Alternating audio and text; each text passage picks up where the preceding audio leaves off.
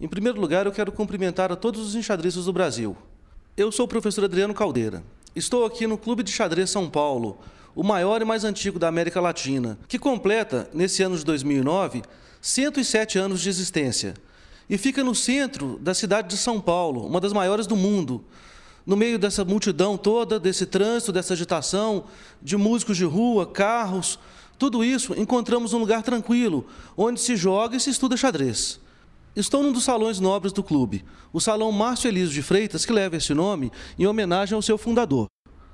Nesta primeira aula, nós vamos conhecer as leis do xadrez, os movimentos das peças, movimentos especiais e o objetivo do jogo. Vamos também bater um papo com o mestre da Federação Mundial, Ivan Nogueira. A partir de agora, você vai conhecer a magia do xadrez.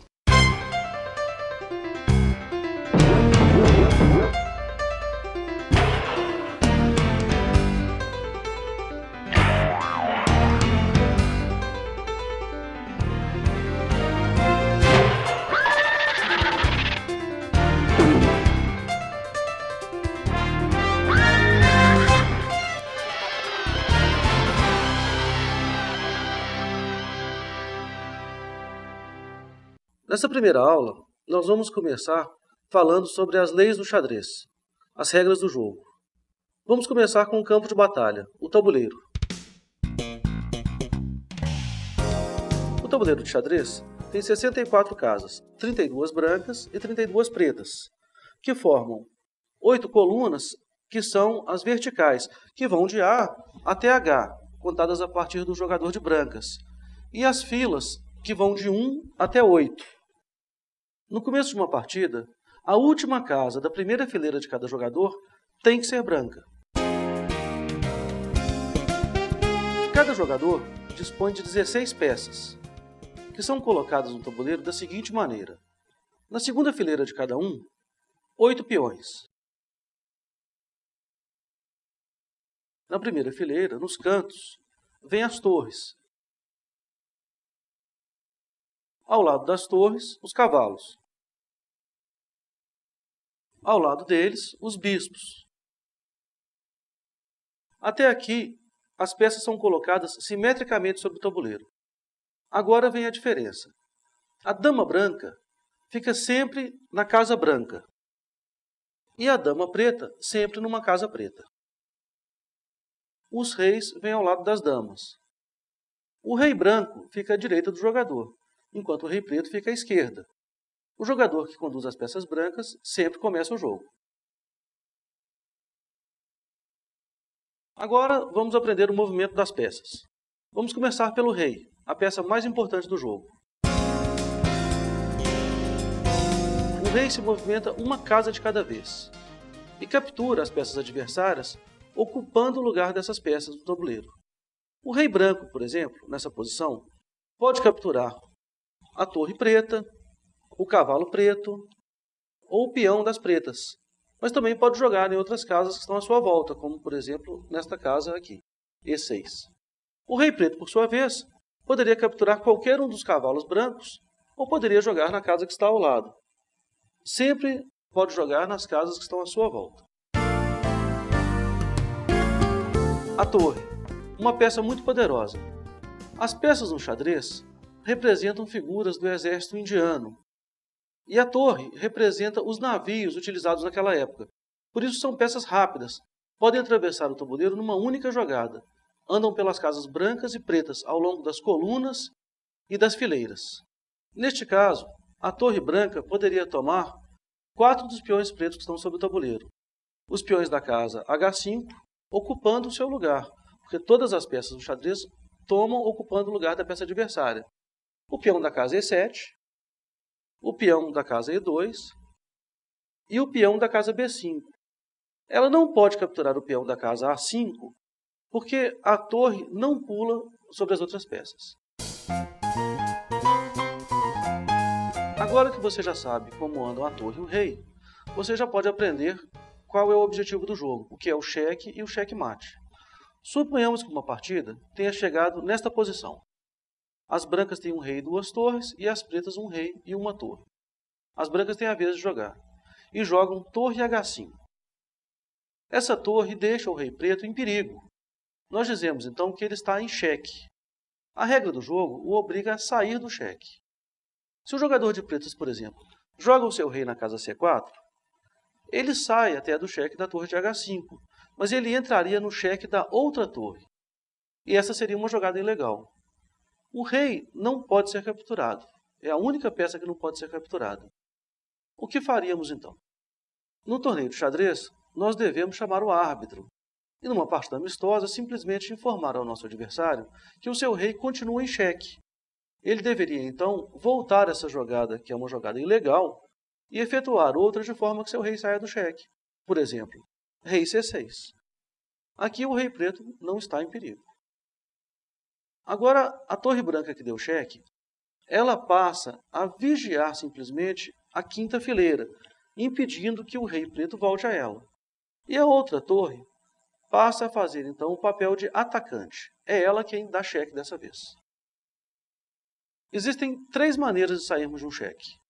Correndo com o rei, cobrindo o xeque, isto é, colocando uma peça entre o rei e a peça que dá xeque, ou capturando a peça que dá xeque, com o próprio rei ou com outra peça. Neste caso, por exemplo, as pretas jogaram torre E6, protegendo, pelo menos temporariamente, o seu próprio rei. As brancas continuam com torre toma E6, dando novo xeque ao rei preto, que é obrigado a retroceder mais um pouco. Por exemplo, rei B7. Nesse momento, as torres trocam de papel.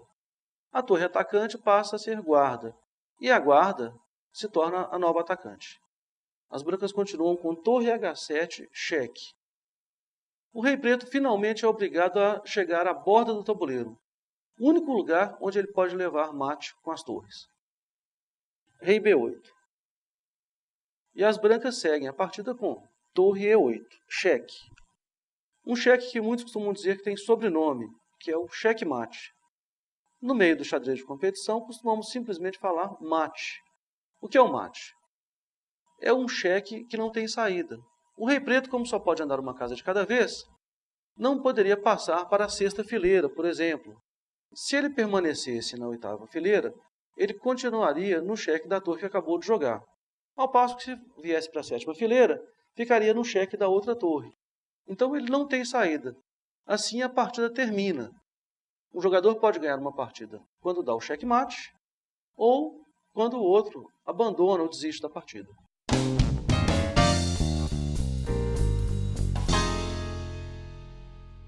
As brancas começam com torre H5 xeque, rei C6, torre G6 xeque, torre E6, torre toma E6 xeque, rei B7, torre H7 xeque, rei B8, torre E8, mate.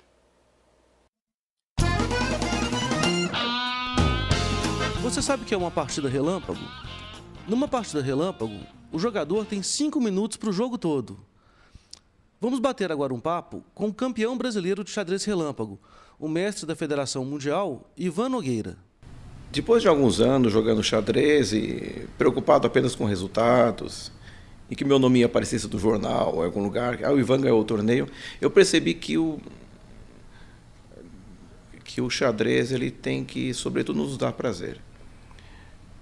Houve uma época, acho que época mais ou menos 1990, 90 e pouco, que havia um torneio em Bebedouro, que era uma cidade que fica a, 300 quilômetros de São Paulo, e eles faziam uma promoção. Era um hotel muito bom, tinha piscina, quadra de tênis. Então, para nós participarmos do torneio, nós pagávamos um preço barato, usufruímos tudo aquilo, tinha um shopping embaixo, e jogávamos o torneio num lugar bonito, com pessoas, jogadores fortes.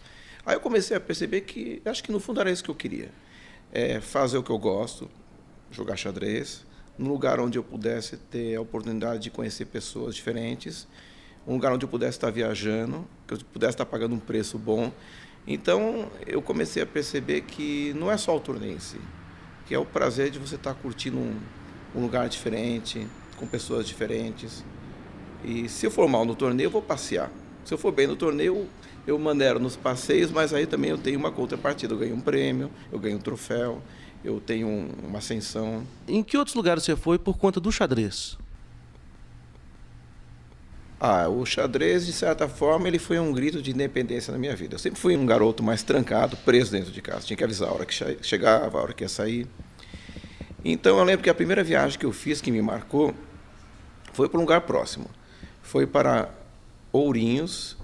Em 1980, eu era sócio do clube há pouco tempo, o Antônio Rocha, que era o mestre da Nacional, ele me convidou e o Paulo Ricardo de Faria, que também era sócio na época, para nós jogarmos os jogos regionais que são feitos no interior de São Paulo. Lá nós pegamos um carro com o Hervé Steinberg, que na época era mais velho que a gente, e nós fomos viajando até lá, e foi muito boa a viagem. Mais para frente, eu viajei muito dessa forma. Quando chegava nos jogos regionais, você vai para o interior jogar, os jogos abertos também. E é uma forma de você conhecer um monte de gente, de você bagunçar. E até nem levar o xadrez tão a sério. Mas é gostoso pelo fato de sair de casa. E estar ali no meio que você conhece. E mais para frente, com o passar dos anos, eu comecei a trabalhar. E eu pude, então, ter a oportunidade de viajar para outros lugares e conhecer outros países. E foi muito legal isso. E em que país você foi, Ivan, por conta do xadrez? Eu fui em vários países, mas uma viagem que me marcou mais, assim, pelo menos a princípio, foi em 97, quando eu fui jogar o Open de Nova York. Na ocasião, o pessoal conseguiu um pacote bom e foram 25 brasileiros participar do torneio. E chegando lá, eu senti uma coisa que eu nunca tinha sentido em nenhum torneio. Na primeira rodada, eu fui jogar na mesa 4 com um grande mestre americano e eu estava apavorado. Puseram uma bandeirinha do Brasil do meu lado e eu estava na frente de alguém que eu só tinha visto por revistas ou visto a partida dele em livros.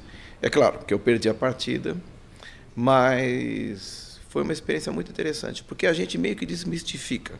Que no Brasil, por exemplo, nós temos poucos grandes mestres, um pouco mais de mestres internacionais e mestres FIDE, mas a gente tem a impressão que um grande mestre é um deus, é alguém que está fora até do nosso contato. Mas quando você participa de um torneio fora, e nesse torneio que eu joguei nos Estados Unidos havia 60 grandes mestres, você começa meio que, depois, passado o medo inicial, a desmistificar, a perceber que o pessoal é forte, a chance de a gente perder sempre é muito grande, mas não são bichos-papões, são pessoas que são acertáveis e mais para frente, à medida que o tempo foi passando, eu consegui até alguns bons resultados, mas assim, o primeiro torneio forte, com gente muito forte, a gente nunca esquece. Agora vamos continuar com a nossa aula. Daqui a pouco continuamos o papo com o Ivan. O bispo é uma peça rápida, pode atravessar o tabuleiro numa única jogada. Anda ao longo das diagonais e representa o elefante na época da Idade Média. Por isso, nos países de língua espanhola, é chamado de alfil, que é elefante em árabe. O bispo das brancas, nessa posição, pode capturar qualquer um dos peões pretos sobre o tabuleiro. Jogando, por exemplo, o bispo toma G7.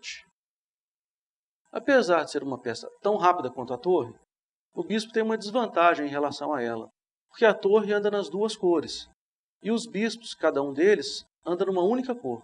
Por isso, no começo do jogo, nós temos dois bispos, um que anda pelas diagonais pretas e outro que anda ao longo das diagonais brancas. A dama é a peça mais poderosa do jogo. Combina movimentos de bispo e de torre ao mesmo tempo. Anda em todos os sentidos quantas casas quiser, pelas diagonais, pelas fileiras ou pelas colunas. Também é chamada de rainha em alguns países. Isto não é errado. Nos países de língua portuguesa, utilizamos a palavra dama porque ela é representada pela sua inicial e o R já representa o rei. O cavalo é a peça mais difícil, por isso todos se lembram do movimento dele. Ele anda fazendo uma letra L. Por exemplo, 1, 2 e vira. Ainda que estivéssemos nessa posição, o cavalo branco poderia capturar o peão preto que está no final do seu movimento, porque ele é a única peça que tem a habilidade de saltar sobre outras. As casas mais importantes do tabuleiro, vale lembrar que são as casas centrais, as casas E4, E5, D4 e D5, porque uma peça colocada numa dessas casas tem muito aumentado o seu poder de ação. Um cavalo no centro, por exemplo, pode fazer 8 L's diferentes. O L de cabeça para baixo, o L de barriga para cima, de barriga para baixo. Esses 8 L's que estamos vendo poderia capturar qualquer um dos peões pretos nessa posição. Um cavalo no canto pode jogar apenas em 2 casas, como é o caso desse cavalo branco. O peão é a única peça que só anda para frente. Nós começamos com 8 peões. Cada um deles na primeira jogada pode optar por andar uma ou 2 casas de uma única vez. Suponhamos que as brancas comecem com a jogada E4 e as pretas respondam com E6. A partida continuaria com D4, D5, por exemplo. O peão tem uma particularidade. É a única peça que anda de um jeito e captura de outro. O peão não captura andando para frente, mas sim na próxima casa da diagonal para frente. Nesse caso, é o peão branco da casa E4 que poderia capturar o peão preto da casa D5. E o peão preto da casa E6, por sua vez, poderia capturar o peão branco da casa D5. Algumas peças, em alguns momentos especiais, podem fazer movimentos diferentes daqueles que fazem normalmente. O peão, por exemplo, quando atinge a última fileira, ele é promovido ou coroado. Isto é, ele é trocado por uma peça menos rei, mesmo que nós tenhamos essa peça no jogo. Por exemplo, uma dama. Mas pode ser trocado também por um cavalo, uma torre ou um bispo. Outro movimento especial é também do peão, que é a captura en passant ou na passagem. Suponhamos que um peão tenha chegado na 5ª fileira. Se um peão adversário, da coluna ao lado, andasse uma única casa, poderia ser capturado pelo nosso peão da 5ª fileira. Mas se ao contrário de andar uma única casa, o peão da coluna ao lado andasse 2 ao mesmo tempo, o nosso peão ganharia o direito de capturar esse peão adversário como se ele tivesse andado uma única casa. Assim. Essa é a captura en passant. A captura en passant só pode ser feita imediatamente após a jogada do adversário. Outro movimento especial é o roque, que é feito por 2 peças ao mesmo tempo, o rei e a torre. É como se o rei entrasse num castelo para se proteger. Uma única vez no jogo, o rei pode andar 2 casas no sentido da torre, e a torre vai para a casa que o rei atravessou. O rei geralmente fica protegido por peões nesse caso. Esse roque é o roque pequeno, ou roque curto. Existe também o roque grande ou roque largo, que é quando o rei se movimenta 2 casas em direção à torre da dama, e essa vai para a casa que o rei atravessou. Existem algumas condições para que possamos fazer o roque. O rei não pode estar em xeque no momento do roque. O rei, depois de rocado, não pode parar numa casa atacada e nem passar por uma casa atacada enquanto roca. Se você mexeu com o rei, ainda que você volte para a posição inicial, esse rei não poderá mais fazer o roque, e nem uma torre que se mexeu. E também não é permitido fazer um roque quando existe uma peça entre o rei e a torre que for utilizada no roque.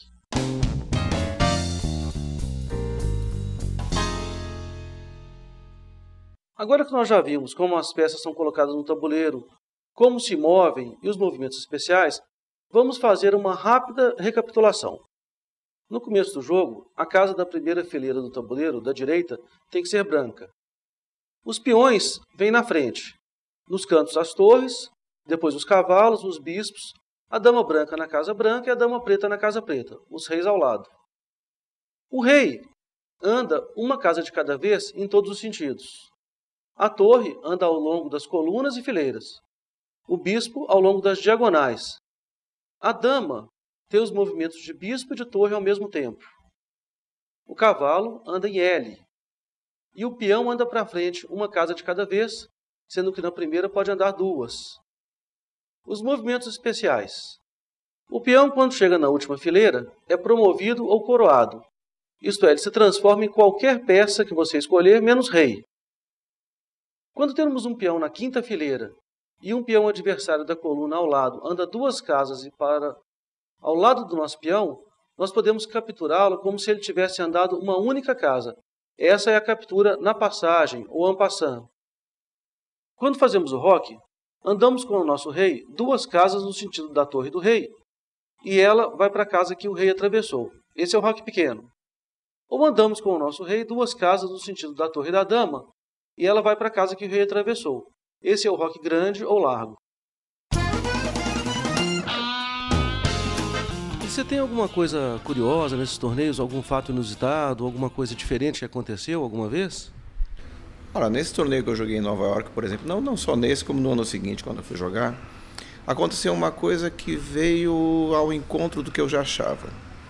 Que o jogador de xadrez, infelizmente, e às vezes ele se prende tanto no jogo que ele esquece de usufruir as outras coisas. Por exemplo, quando foram os 25 brasileiros para Nova York em 97, talvez 80% deles nunca tinham feito uma viagem para aquela cidade. Mas mesmo assim, a maioria, quando acabava a partida, ficava presa dentro do hotel, analisando, jogando partidas relâmpago. Teve um dia que nevou, e não nevava fazia um ano. Aí o pessoal da cidade mesmo saiu na rua, o Central Park cheio de neve, e o pessoal trancado no hotel jogando xadrez. O Empire State ali do lado, ninguém queria conhecer o Empire State. Então eu fiquei surpreso, porque eu podia estar jogando tanto no clube de xadrez, como em Nova York, como na minha casa. Se eu estivesse no lugar deles, ia ser a mesma coisa. Mas não. Aí eu percebi que também alguns jogadores que estavam participando, que eram grandes mestres, jogadores fortes, eles estavam ali, mas eles pareciam zumbis andando. Eles iam no McDonald's, tinha uma calça rasgada, é claro, havia outros que tinham uma postura, mas assim, eu percebi que o mundo enxadrístico, se você se volta muito para ele, ele pode se tornar muito cruel, dependendo. Se a gente não tomar cuidado, a gente pode ficar muito individualista, porque o xadrez é um jogo individual. Não há participação. Existem jogos por equipes, mas mesmo assim é um jogo muito individual. Você quer ganhar, você, o seu oponente. Até porque, geralmente, a criança que pratica xadrez é aquela criança tímida, que não gosta de jogar bola, não joga tão bem. Então ela já é tímida por natureza. Então ela se fecha no jogo, e aí, se ela não for bem direcionada, ela pode ficar uma pessoa assim frustrada até no desenvolvimento do xadrez. Aí você reparou que as pessoas no torneio não estavam saindo muito, estavam muito envolvidas com as análises das partidas. Não, isso é natural acontecer. Você está jogando um torneio super forte, com GMs, grandes mestres de vários países. É natural que você fique ali, prefira ficar até vendo uma partida do que ir para a praia, por exemplo. Mas existe um limite, né? Existe um momento que você vai querer usufruir o lugar onde você está, querer conhecer as pessoas. Mas, infelizmente, a maioria não faz isso. Você não acha que as crianças de hoje em dia, com tanta informação, com a internet, com tanto estímulo, se jogassem xadrez, isso não seria bom para elas? E talvez a gente não tivesse uma geração diferente de jogadores de xadrez? Já está acontecendo hoje. As crianças hoje elas são muito mais fortes que as da minha época. Eu acho que isso acontece porque o xadrez ele começou a ser praticado no computador também. Hoje há programas de xadrez, as crianças podem jogar pela internet. Então, hoje uma criança ela tem uma facilidade muito grande para lidar com esses meios eletrônicos. E a partir do momento que o xadrez começou a ser inserido nesses meios, ela naturalmente foi pegando com muito mais rapidez. Por exemplo, as crianças elas decoram mais rápido as variantes, elas conseguem pesquisar em vários lugares aberturas que foram jogadas. Eu, por exemplo, vou jogar um torneio com um garoto novo, e a partir das minhas que estão na internet. Então, existe uma chance muito grande de meia hora antes ele ter visto o que eu jogo e já estudar em cima disso. Na verdade, como qualquer coisa, como um videogame, o xadrez, assim como o videogame, como outros esportes, ou atividades que você exerça utilizando a internet, o computador, tem que ser regrado. Então, uma criança saudável, eu acredito que se ela vai jogar um torneio de xadrez e ela encara o xadrez como uma brincadeira a mais, ela vai conseguir lidar com as duas coisas. Ela vai nas Disney, joga um torneio, por exemplo, depois vai passear, vai brincar. Então, é importante, não só para o xadrez, como qualquer outra atividade, é que a criança ela desenvolva um lado de estudo, ou de aplicação, ou de distração, utilizando o computador, que está aí para todo mundo, não dá para evitar, mas também ela pratica um esporte. As atividades que as crianças exercem hoje em dia, e é indiscutível, hoje as crianças elas têm um acesso tão grande à internet, E é uma coisa até necessária. Não dá para evitar, então é necessário então que isso seja feito da forma mais racional, mais saudável possível. Então, da mesma forma que uma criança ela fica, sei lá, meia hora jogando videogame por dia, ou uma hora jogando xadrez, ou conversando no Orkut, ou no MSN, ela precisa ter um momento que ela tenha uma atividade física e que ela tenha um contato com pessoas de carne e osso. Por isso que eu acho importante que hoje, infelizmente, o clube de xadrez aqui, o São Paulo, ele está assim um pouco fraco, diminuiu assim a frequência, mas é extremamente importante para qualquer coisa, inclusive para o xadrez, o contato diário com as pessoas que gostam das mesmas coisas que você. Ivan, daqui a pouco a gente continua o nosso bate-papo, porque agora nós vamos voltar à nossa aula. Vamos agora ver uma partida de xadrez. É uma partida que terminou com o mate mais conhecido no xadrez, o mate do pastor. Conta uma lenda da Idade Média que um rei que passeava por suas terras ficou surpreso ao ver um pastor de ovelhas jogando xadrez embaixo de uma árvore. Então esse rei desafiou o pastor e jogaram a seguinte partida. O pastor, que estava com as brancas, começou com o peão do rei, dando liberdade ao seu bispo do rei e à sua dama. O rei fez o mesmo, jogando também o peão do rei. O pastor então desenvolveu o seu bispo, o avançou até uma linha de limite, atacando o peão da casa F7, que é o peão mais enfraquecido do jogo, porque é protegido só pelo rei preto. É claro que o bispo não pretende tomar o peão imediatamente, porque seria capturado pelo rei. Por isso, o rei não se preocupou e jogou o seu cavalo da dama. O pastor de ovelhas saiu atacando imediatamente com a rainha, ou com a dama. Atacou 3 peões ao mesmo tempo. O peão da casa H7, protegido pela torre. O peão da casa E5, protegido pelo cavalo da dama.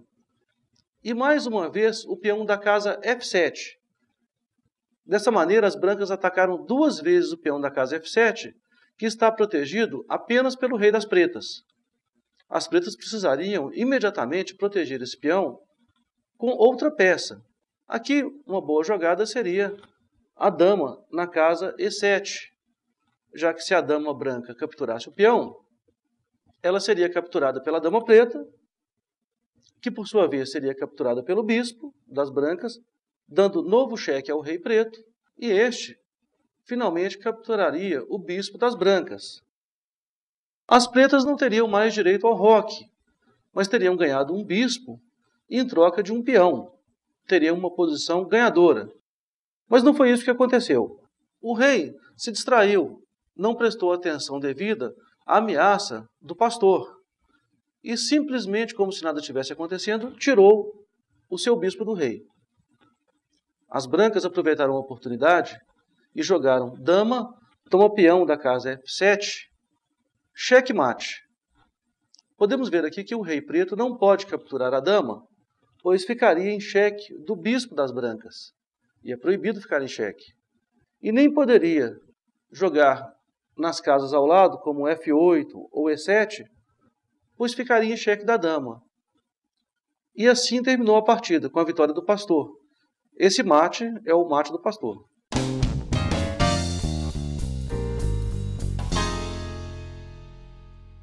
Recapitulando o mate do pastor. E4, E5, bispo C4, cavalo C6, dama H5, bispo C5, dama toma F7, checkmate.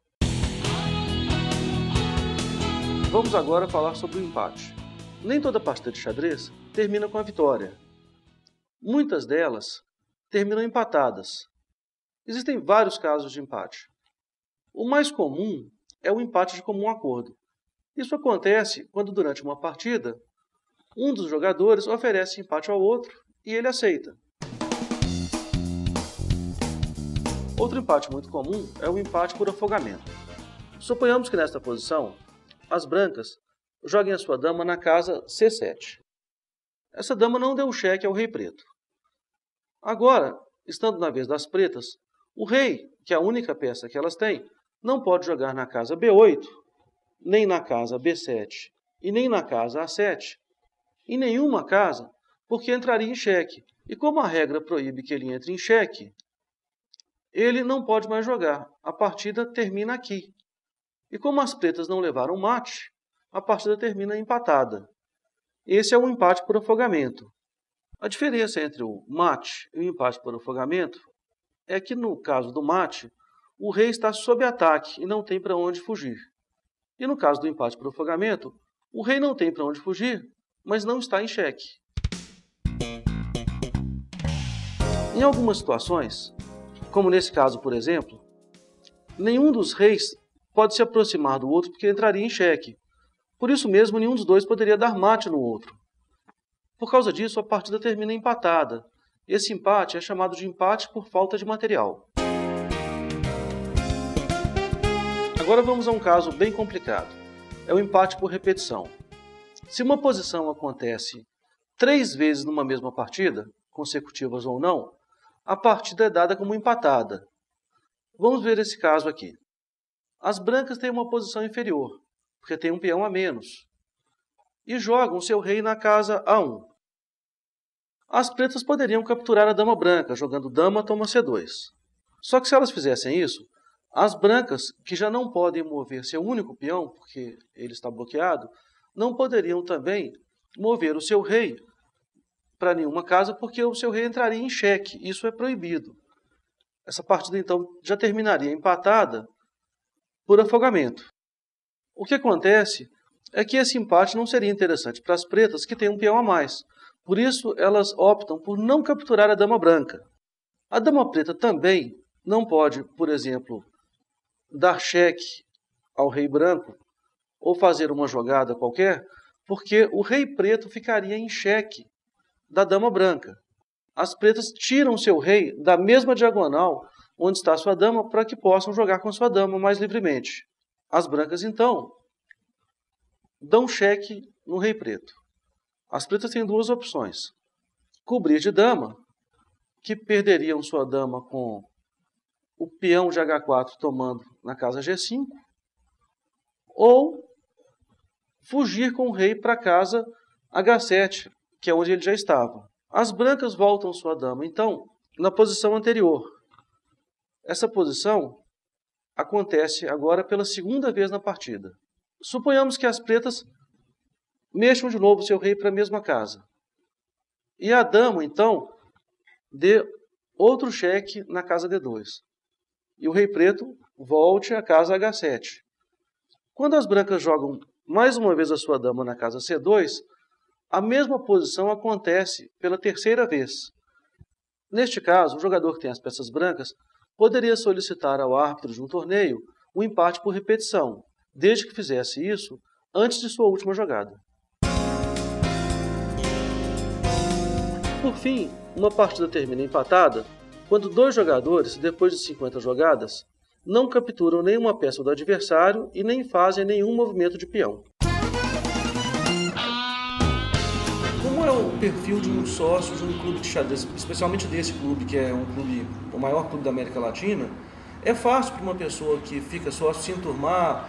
Os sócios vêm jogar xadrez, vêm estudar xadrez? Como é o sócio do clube de xadrez? Bom, no clube de xadrez nós encontramos de todo tipo de perfil. Na verdade, a gente consegue se encaixar, seja em que nível nós estejamos, num grupo no clube de xadrez.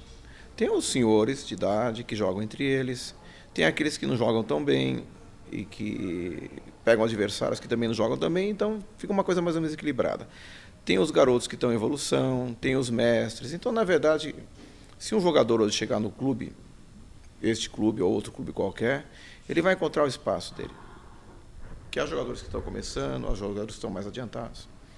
O Clube de Xadrez São Paulo tem uma biblioteca enorme, específica. As pessoas levam os livros para casa, estudam aqui no clube. Como que funciona isso?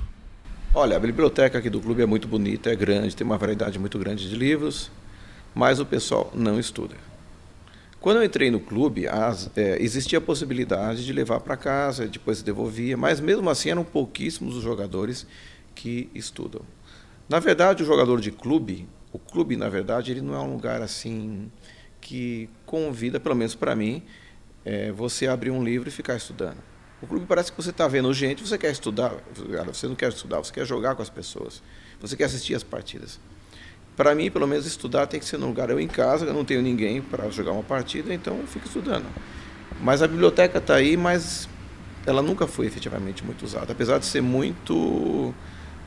ter uma variedade muito grande de livros e de coisas interessantes, está mais como enfeite, como a sala de troféus, por exemplo. E nesses livros todos, aí tem algum livro especial, algum livro que você gosta, ou que recomende para quem está começando, ou algum que tem alguma coisa diferente? Olha, os livros que eu tinha, que eu li em casa, eram dos meus avós, do meu pai. Eu, particularmente, nunca tive um livro assim que eu estudasse muito, a não ser aqueles que eram do meu pai, do meu avô. Mas existe um livro que é meio que uma bíblia do enxadrista, que é o Informador. São os livros coloridos que dá para ver daqui.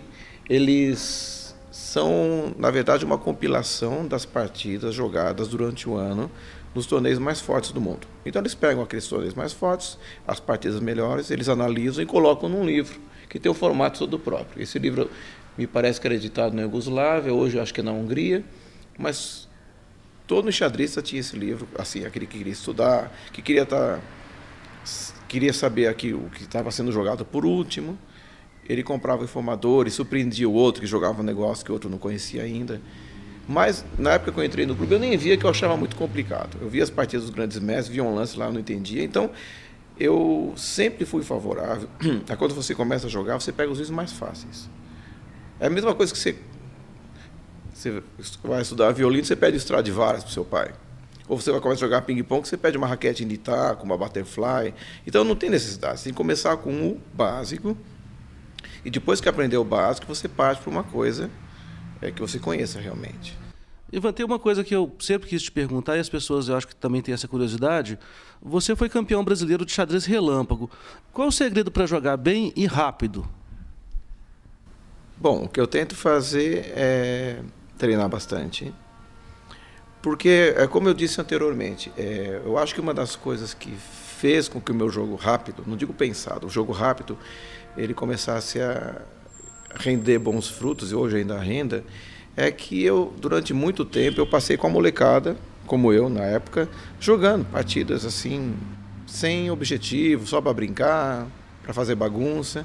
Então esse contato diário com o jogo relâmpago, você jogando partidas valendo ou não valendo, ou de brincadeira, ou valendo um Big Mac, ou um sanduíche, ou um mate com leite, essa convivência diária, essa brincadeira, tudo isso faz com que certos tipos de jogadas vão entrando na nossa cabeça. Então, é coisa de reflexo mesmo, coisa de treino. É claro, eu sinto que eu tenho facilidade, por exemplo, eu raciocino rápido. Já se você puser mais tempo para mim, eu posso cometer algumas falhas. Então, eu acho que o segredo é que eu juntei a facilidade que eu tinha com o treinamento e eu capricho. Eu posso estar jogando uma partida relâmpago, mas eu levo ela muito a sério. Eu tento fazer a melhor jogada, não só a jogada para enrolar o adversário, ou então tentar dar um golpinho para ganhar uma peça dele. É claro, chega um momento que eu vejo que o jogo normal não funciona, eu começo a fazer justamente essas coisas. Mas é assim você conseguir ter esse equilíbrio e principalmente manter a calma. O papo com o Ivan está muito agradável, mas como estamos chegando no final da nossa aula, vamos continuar esse papo na próxima aula. Agora, você vai testar o que aprendeu hoje por meio de exercícios práticos.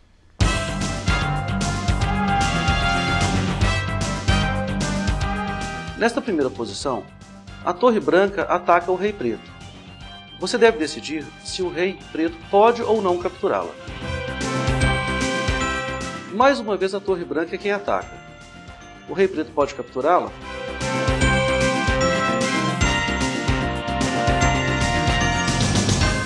Agora é a dama quem ataca. O rei preto pode capturá-la? Esta é mais difícil. A dama branca dá cheque. O rei preto pode capturá-la? Pode fugir para algum lugar? Ou foi mate? Agora é o cavalo branco que ataca. O que as pretas devem fazer para sair do cheque? Agora vamos ao nível mais difícil. você terá que decidir onde deve jogar a dama preta para dar mate no rei branco. Agora você vai decidir onde deve jogar a dama branca para dar mate no rei preto. A torre branca ataca. O que as pretas devem fazer para sair do cheque? Lembre-se que tem várias maneiras de sairmos de um cheque.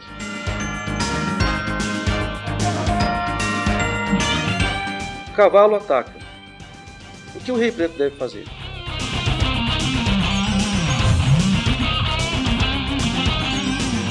A torre branca ataca. O que as pretas devem fazer para sair do cheque?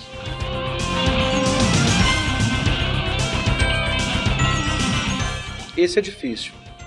A dama branca ataca. O que as pretas devem fazer?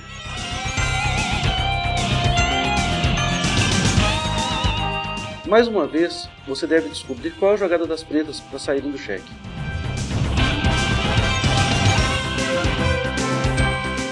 A dama branca ataca. O rei preto não pode capturá-la. O que as pretas podem fazer?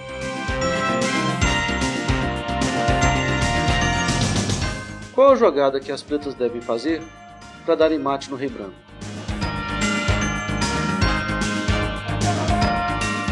Por último, as pretas podem dar mate. Qual é a jogada?